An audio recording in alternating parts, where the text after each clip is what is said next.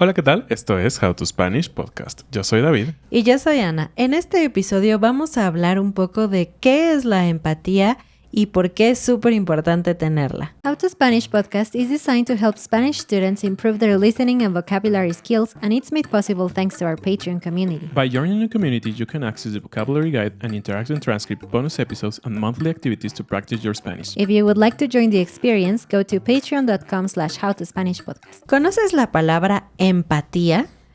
Empatía suena como ponerse en los zapatos de otra persona, ¿no? Si lo pudieras decir así en una sola frase, yo diría ponerse en los zapatos de otro. Y si eso fuera todo, pues aquí terminaría el episodio, ¿no? Así que no es solamente eso. Queremos explorar un poco este concepto de empatía más a profundidad y relacionarlo con aprender idiomas y todo esto. Porque ya sabes que nos encanta tener temas también que son interesantes en general, pero en español, para que puedas practicar, escuchar, aprender más vocabulario y puedas aprender a pensar en español también. Así es. Y por eso este episodio y este conocimiento general que creo que vas a aprender un poquito va a ser muy interesante. De hecho, como dijo Ana, pareciera que la empatía es un tema un poco aburrido y un poco muy simple, pero nos dimos cuenta que hay una profundidad que no todos conocemos y que creo que es útil no solo para el lenguaje, no solo para mejorar en temas de relaciones personales, pero también en cosas que ni te imaginas, como negocios, como otro tipo de cosas que te vamos a ir explicando que te vas a quedar, wow, no lo había pensado. Así que ahora sí, empecemos. La empatía, para empezar, la dividen en 3 fases o en 3 componentes, ¿no?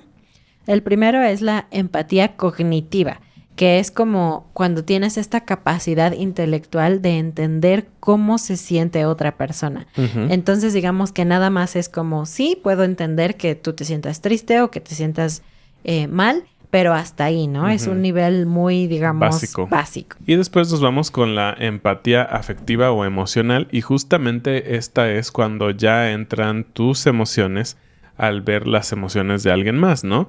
Que es una respuesta a cuando alguien se golpea, cuando alguien está llorando y sientes algo, ¿no? Sientes un algo y vamos a explicar más adelante qué sientes y por qué. Exacto. Y por último, el último nivel es la compasión, que también es conocida como preocupación empática. Y aquí es donde ya pasas no solamente de entender cómo se siente alguien a sentirlo tú, sino a hacer algo al respecto. Y bueno, vamos a hablar de qué pasa en el cerebro. O sea, la empatía no es nada más una palabra, es un proceso que sucede en el cerebro, ¿no? Entonces queremos hablarte de las bases neurológicas de esta cosa que realmente no podríamos clasificarla como un sentimiento, sino como un proceso. Exactamente. Y todo empieza con las neuronas espejo. Tal vez ya habías escuchado este concepto o no. La primera vez que yo lo escuché dije, tiene todo el sentido del mundo. ¿Alguna vez has estado frente a una persona que bosteza y no puedes evitar bostezar tú? Sobre todo en lugares cerrados, ¿no? Como en un banco o en un transporte público. Yo recuerdo claramente que cuando yo era estudiante hacía una cadena de bostezos en el transporte público porque yo tenía mucho sueño y venía alguna persona sentada frente a mí y empezaba a bostezar, y después el de al lado y el de al lado, y todo la combi, el transporte público bostezaba, ¿no? Y esto es gracias a las neuronas espejo. Ajá, y de hecho, estas neuronas fueron descubiertas por accidente, como muchos de los grandes inventos y conocimiento fue descubierta por accidente. De puro churro. En los años 90 en Parma, en Italia. Y lo que pasa es que cuando tú ves que alguien hace una acción, como en este caso, en el ejemplo que dijo David, bostezar, en tu cerebro se activa la misma parte que se activaría si tú bostezas. Entonces, por ende, terminas bostezando. De hecho, por ejemplo, también es común que cuando ves que alguien, incluso en la televisión, incluso si es ficción, si alguien se corta el dedo o algo así, tú haces una mueca de dolor como de ¡ah! Y aunque realmente a ti no te está pasando y no sientes como tal el dolor, estas neuronas espejo están activas en tu cerebro y entonces registran como si estuvieras viviendo eso tú. Exactamente. Y hay una implicación muy interesante de las neuronas espejos que tiene que ver con la parte social. Imagínate que tú te encuentras ante un accidente, no grave, ¿no? Pero justamente alguien se corta un poco mientras está haciendo algo o algo para la cocina. Y lo esperado es que tú hagas algún tipo de... muestres algún tipo de dolor como esta persona, ¿no? Pero si no lo haces, se vería como un ciego social, ¿no? Como alguien que no está muy bien conectado con la sociedad y es algo como natural, ¿no? Es algo que se espera de ti y que quieras o no, eres empático porque tu cuerpo te lo está como obligando, ¿no? Y hablando de esto de poder sentir el dolor ajeno, obviamente si yo veo que alguien se corta el dedo, yo no estoy sufriendo, yo siento que no estoy sufriendo ese mismo dolor porque no me duele el dedo como tal, ¿no? Pero hay una cosa que se llama la corteza cingulada anterior y la ínsula. Y estas son áreas que se activan cuando tú sientes dolor, por ejemplo, si tú te cortas. Pero resulta que también cuando ves que alguien más está sufriendo, se activan estas partes en tu propio cerebro. Entonces, aunque no sientes el dolor directo en el dedo, tu cerebro sí procesa como que tú estás sintiendo cierto tipo de dolor. Y no solo está el tema de las neuronas a nivel biológico o, sí, digamos, en la parte interna de nuestro cuerpo, sino está también la oxitocina, que es una hormona. Esta hormona se esparce más cuando estás con amigos, cuando haces cosas que te hacen muy feliz. Y es la hormona del amor. Es la hormona como del amor. Entonces, cuando estás en grupos sociales, estás con amigos, estos altos niveles de oxitocina te permiten tener una mejor capacidad para leer las expresiones faciales de las personas y también confiar en otros. Es algo interesante. Y hay varios estudios al respecto, ¿no? Se hizo un estudio con monos sobre las neuronas espejo para ver qué pasaba. Pero hay uno de los estudios que me pareció muy chistoso e interesante. Y es un estudio que tiene que ver con el efecto de la lectura.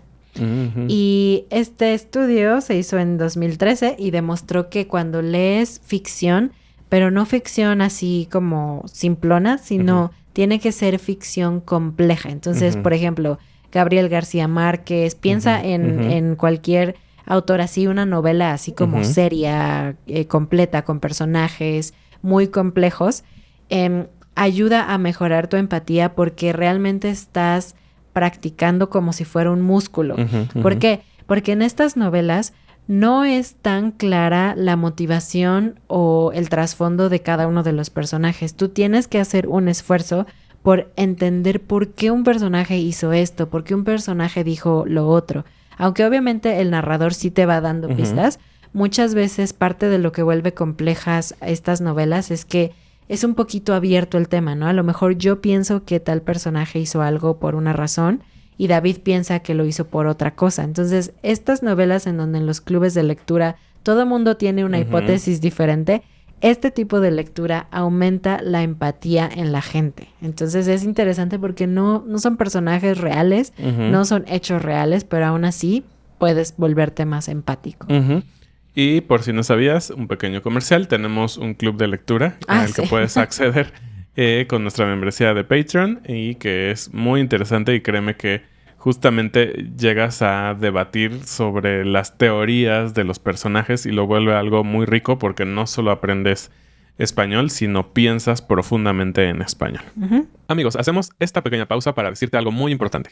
¿Puedes imaginarte cómo sería venir aquí a nuestra ciudad, Querétaro, y pasar una semana entera conmigo y con David aprendiendo español, hablando español durante todos los días? De verdad que esta es una cosa que nos encanta hacer, compartir contigo, y de verdad creemos que puede ayudarte a avanzar muchísimo en tu español. Así es, así que a partir de ya están disponibles los grupos para 2026. Este año solo tenemos 2 grupos, así que apresúrate porque hay bien poquitos lugares para los meses de julio y octubre 2026. Nos encantaría conocerte en persona, pasar tiempo contigo, ayudarte en persona. Así que si te interesan nuestros viajes de inmersión, ve a nuestra página howtospanishpodcast.com. Allí puedes ver toda la información y además hay enlaces en todas partes si nos estás viendo en YouTube o si estás escuchando el podcast. Bueno, seguimos con el episodio. Entonces ya hablamos más o menos de cómo funciona la empatía, ¿no? ¿Qué sucede en tu cuerpo cuando sientes o sucede la empatía?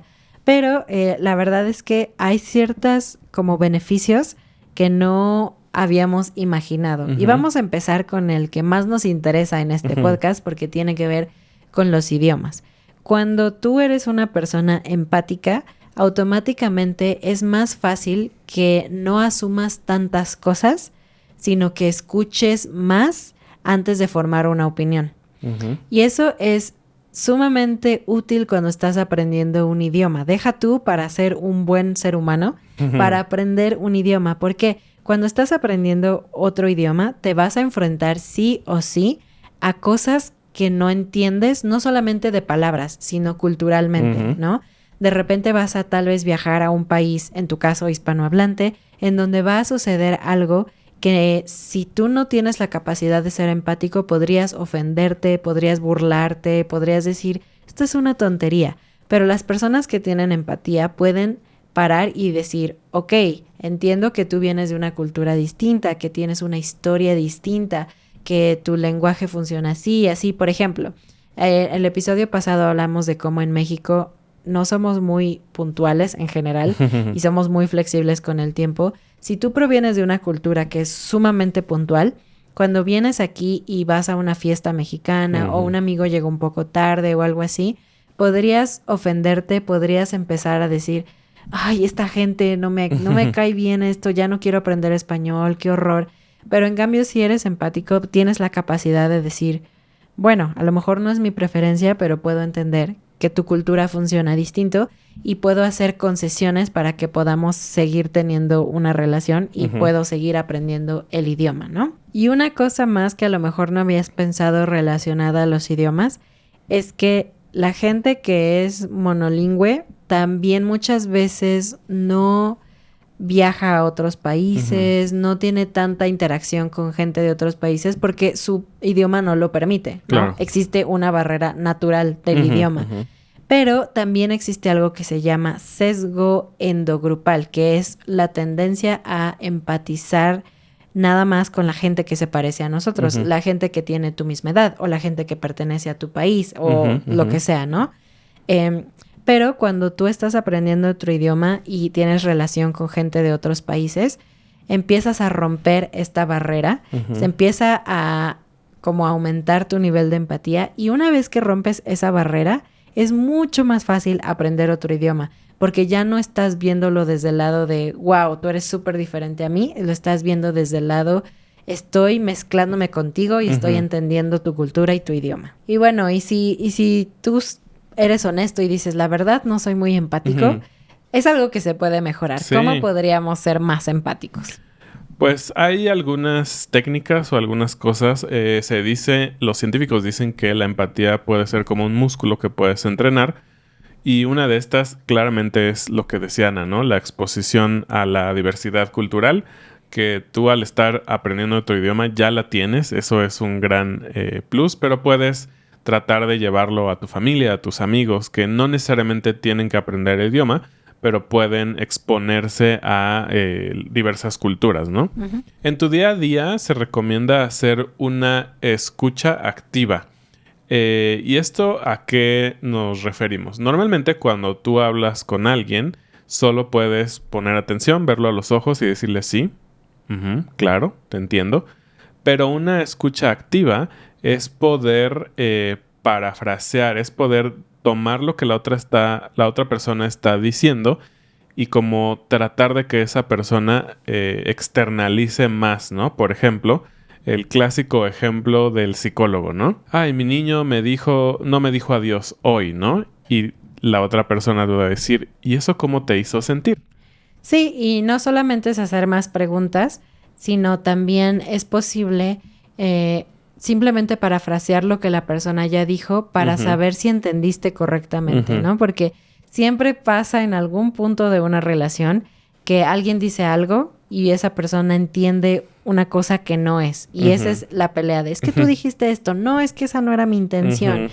Pero si practicas este tipo de escucha, lo que vas a hacer es decir, ok, me estás diciendo que no te gustó que no sacara la basura porque eso te hace sentir como que solo tú eres responsable de la casa, ¿sí? Y entonces la persona te puede decir, sí, exacto. O te puede decir, no, solamente estoy cansada y no me gusta que no saquen la basura, porque a mí no me gusta sacar la basura. Y ya. Entonces eso también es una escucha más activa. No escucho para responder, escucho para entender. ¿Y sabías que ser empático puede mejorar qué tan innovativo eres?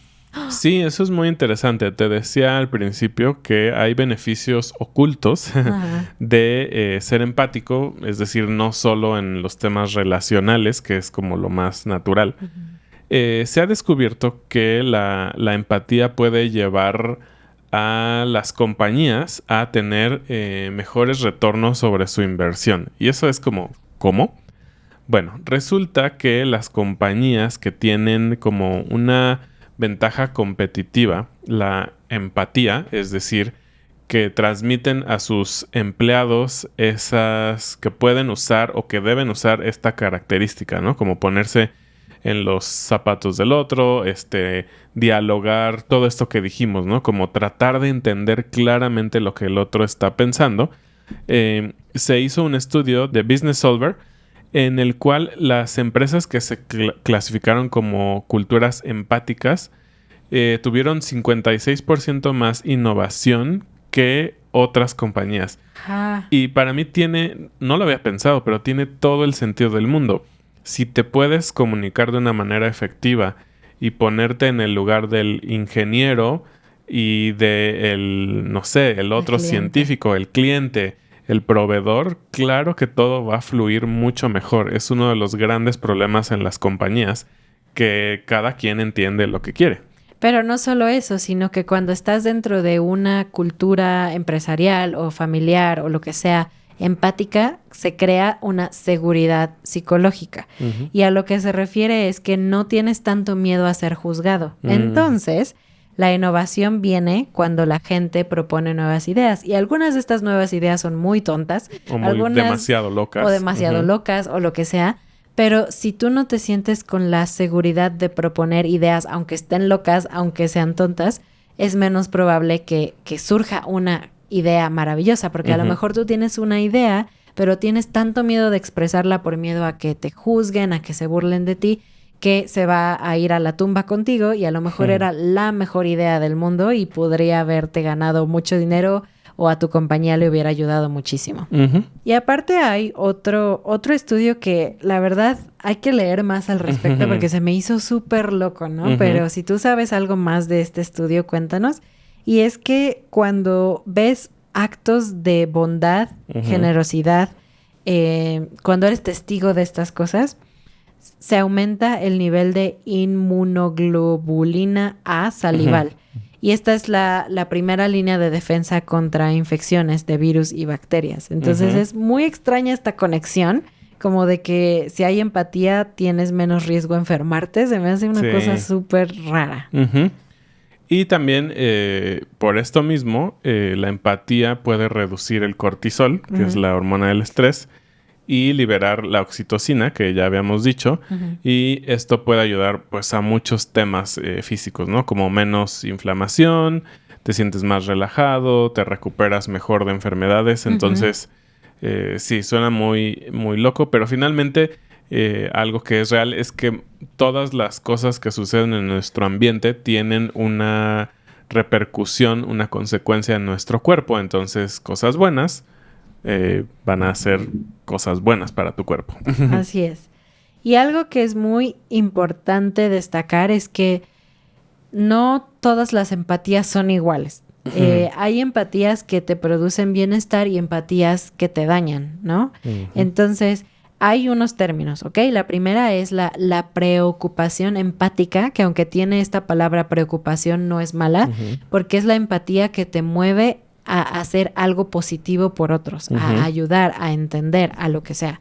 Pero existe la cosa que se llama distrés empático, que es cuando estás como sufriendo con el otro. ¿Y por qué esto es importante? Porque la persona que tiene empatía positiva, que busca ayudar, que lo ve como de este lado más positivo, activa en su cerebro el centro de recompensa y placer, porque está haciendo algo al respecto.